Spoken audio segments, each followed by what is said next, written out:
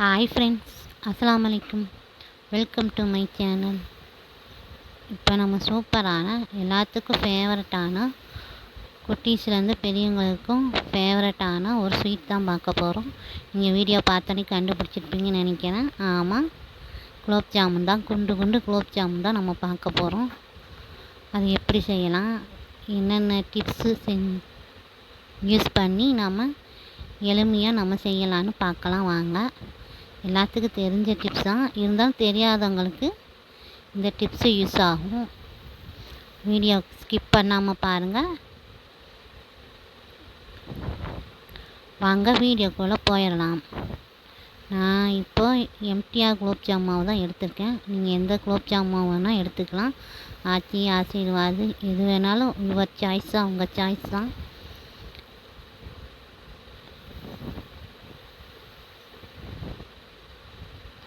First மாவு கொட்டி வச்சுக்கோங்க. பாலை காய்ச்சி ஆற வச்சுக்கோங்க. சூடாக ஊற்றக்கூடாது. சூடாக ஊற்றினா மாவு ரொம்ப இலகிரும், உங்களுக்கு உருண்டவே வராது. பாருங்கள், நான் பால் காய்ச்சி ரெடியாக வச்சுருக்கேன். பாருங்கள், சூடாகவே இல்லை. கொஞ்சம் கொஞ்சமாக மொத்தமாக ஊற்றக்கூடாது. கொஞ்சம் கொஞ்சமாக தெளித்து நல்லா நம்ம பிணைஞ்சி வச்சுக்கணும். நல்லா பிணைஞ்ச பின்னாடி கையை நல்லா வாஷ் பண்ணிவிட்டு லைட்டாக எண்ணெய் தொட்டு இந்த மாதிரி பாருங்கள், மாவு இப்படி உருட்டுனா உங்களுக்கு கையில் ஒட்டக்கூடாது. அதுதான் உங்களுக்கு கரெக்டான பக்குவம். லைட்டாக எண்ணெய் ஊற்றி மூடி வச்சுருங்க. அடுத்து நம்ம என்ன செய்ய போகிறோம்னா, இதுக்கு குலோப்ஜாம் போடுறதுக்கு நாம் பாவு ரெடி பண்ணலாம். நான் இந்த ஒரு பாக்கெட்டுக்கு அதில் 900 கிராம் போட்டிருக்கு. நான் 800 கிராம் தான் போட்டேன். உங்களுக்கு நல்லா பாவு நல்லா போட்டு சாப்பிட்ணும், நல்லா ஊற்றி சாப்பிட்ற மாதிரி இருந்தால் நீங்கள் அதில் போடுற மாதிரி 900 போடலாம். பாருங்கள், நான் 800 கிராம் போட்டு சர்க்கரை. அது நான் வீடியோக்கோசரம் ஃபுட் கலர் சேர்த்துருக்கேன். நீங்கள் வேணால் ஸ்கிப் பண்ணிக்கலாம். நீங்கள் எந்த கப்பில் எடுக்கிறீங்களோ சர்க்கரை, அதே அளவு தண்ணி ஊற்றுனீங்க. இப்போ 1 கப்பு எடுக்கிறீங்கன்னா அதே அளவு தண்ணி, அதுக்கு மேலே அதிகமாக ஊற்றக்கூடாது. பாவு பக்குவம் எப்படின்னா, அப்படியே எடுத்தால் அப்படியே பிசுன்னு இருக்கணும். இப்படி தொட்டால் அப்படியே பிசுப்பு தன்மை இருக்கும். அதுதான் உங்களுக்கு கரெக்டான பதம். ஏலக்காய் தூள் போட்டுக்கோங்க. ஏலக்காய் தூள் இல்லாதவங்க சர்க்கரையிலே கொஞ்சம் 2 ஏலக்காய் போட்டு அரைச்சி நீங்கள் கொதிக்க வைக்கும் போது அந்த சர்க்கரையை போட்டு கொதித்து வச்சுக்கலாம். இப்போ நம்ம உருட்டலாம் வாங்க.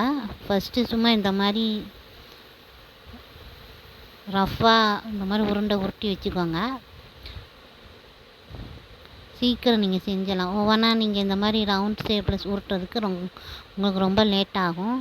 சும்மா இந்த மாதிரி ஃபஸ்ட்டு பிச்சு வச்சுக்கோங்க. பிச்சு வச்ச பின்னாடி ஒரு உள்ளங்கையில் வச்சு அமுக்காமல், ரொம்ப அமுக்கி உருட்டாமல், லேசாக 2 உள்ளங்கையை வச்சு நீங்கள் உருட்டுனா உங்களுக்கு இந்த ஷேப்பில், சைனிங் ஷேப்பில் கிடைக்கும். அடுத்து வாங்க பொரிச்சிடலாம்.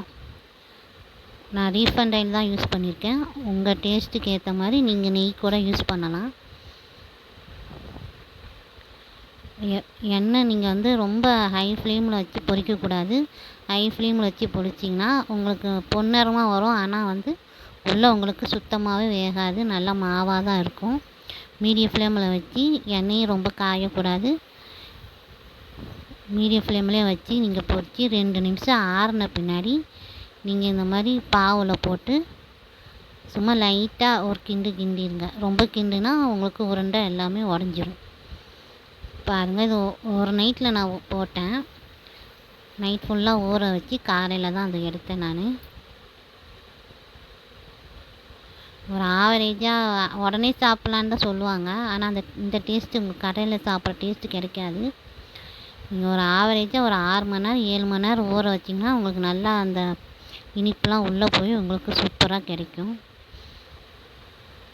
பாருங்கள், நான் மீடியம் ஃப்ளேமில் வச்சு வேக வச்சனால உள்ளே நல்லா வெந்து சூப்பராக இந்த பாவெல்லாம் ஊறி நம்ம கடையில் வாங்கி சாப்பிட்ற மாதிரி உங்களுக்கு சூப்பரான குலோப் ஜாம் கிடச்சிருச்சு. நீங்களும் வீட்டில் இந்த மாதிரி செஞ்சு அசத்துங்க ஃப்ரெண்ட்ஸ். குலோப்ஜாம் எப்படி இருக்குன்னு கமெண்ட்ஸ் பண்ணுங்கள், லைக் பண்ணுங்கள், சப்ஸ்கிரைப் பண்ணி பாருங்கள் ஃப்ரெண்ட்ஸ். ஓகே ஃப்ரெண்ட்ஸ், பாய்.